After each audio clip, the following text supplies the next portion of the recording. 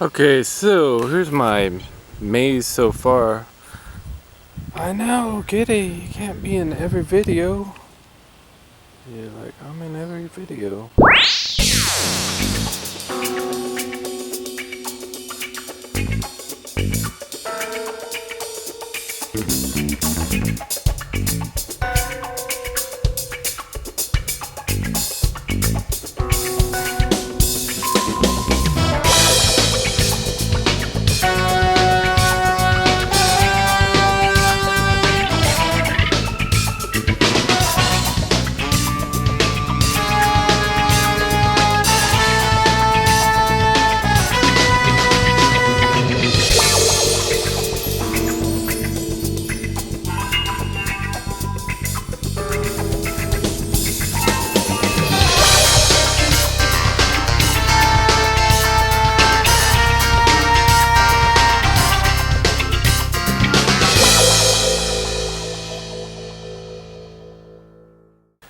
Here's my 2016 Halloween maze, at least one of the structures so far.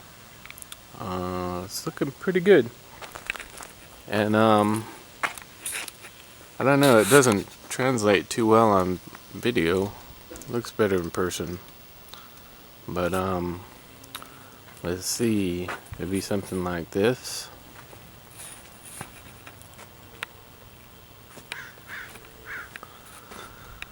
And probably make the maze part much bigger, but it's going pretty good. And I finished off the roof. I thought I'd just go ahead and make a full roof, so I can reuse it for Christmas.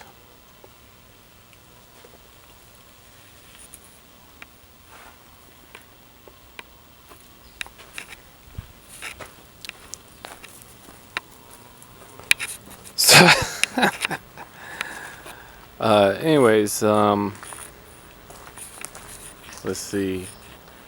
So something like that. That looks pretty interesting. Basically, the people come through this gate right here, and then really all they're gonna see is about like that. Right here, I'm thinking it needs a lot more. I'm gonna put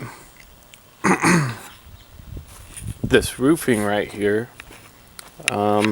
It's like this roofing material. What the heck is it called anyways?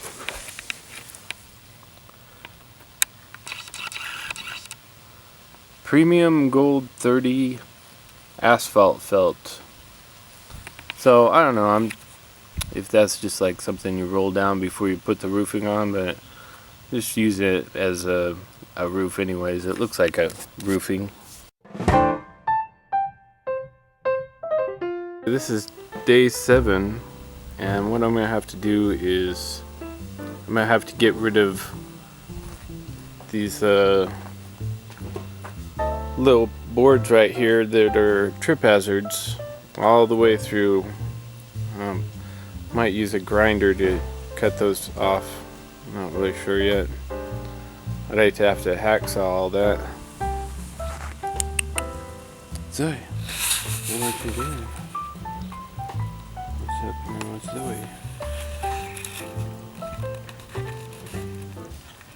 Zoe? Okay, so I was able to get all these boards out so that people can walk around and not stub their feet all the way through, which might be cool. Let me show you real quick. So there we go, and like all the way through, all the way through there.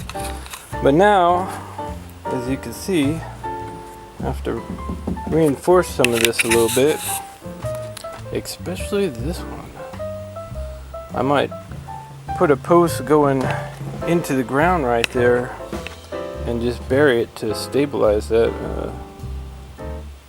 since it's temporary structure. But anyways, I started with this grinder to get most of it And then I went to the skill saw. I had to dig some little holes so that the skill saw could get up there and do its job. On a few of them anyways. And then the last resort, using an actual saw and doing it by hand, and I only had to do like 4 boards, part of 4 boards like that. But geez, yeah, that was a lot of work. But only took me 20 minutes to take all these out, so that's not bad. I thought it would take a lot longer, so it's all good. Okay, so what I did on this table saw is I took the ruler and I actually drew the lines on either side so that I could see exactly where the table saw blade is going to go to make it much easier to do straight lines. So for instance, now when I go to saw this wood with the table saw, you know, I use, like, you go line it up with one eye, the blade right here.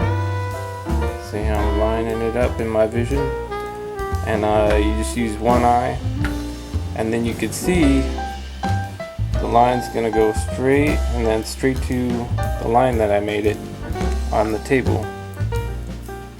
So that's a quick way to line it up. And also I want the blade to go on the outside of my line, because this is the piece of wood that I want to keep. I don't want this getting shorter, so I want it to go right to the outside. And accuracy really makes a difference. Now another thing when using the table saw is you don't want to push down on the wood, or it doesn't, see that? It doesn't want to slide.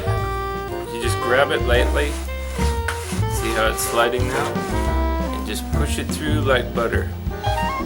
Before you start the blade, you're going to want to move the wood back, otherwise when you turn on the bandsaw it's going to flip this wood up in the air, maybe hit you in the head. So the first thing you do, you grab it, slide it back away from the blade so that it's safe to turn on, then you hold it.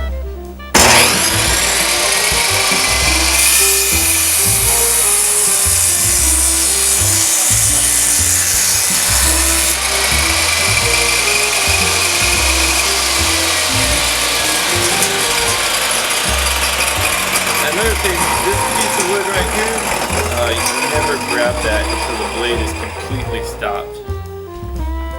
So now I can get rid of that piece of wood. Another way you can do this is just to line it up to the actual line on either side of the board. Of course, you're just going to use one eye, and you're going to make sure that the line is on the outside of this line, so that you won't shorten your main piece of wood once again.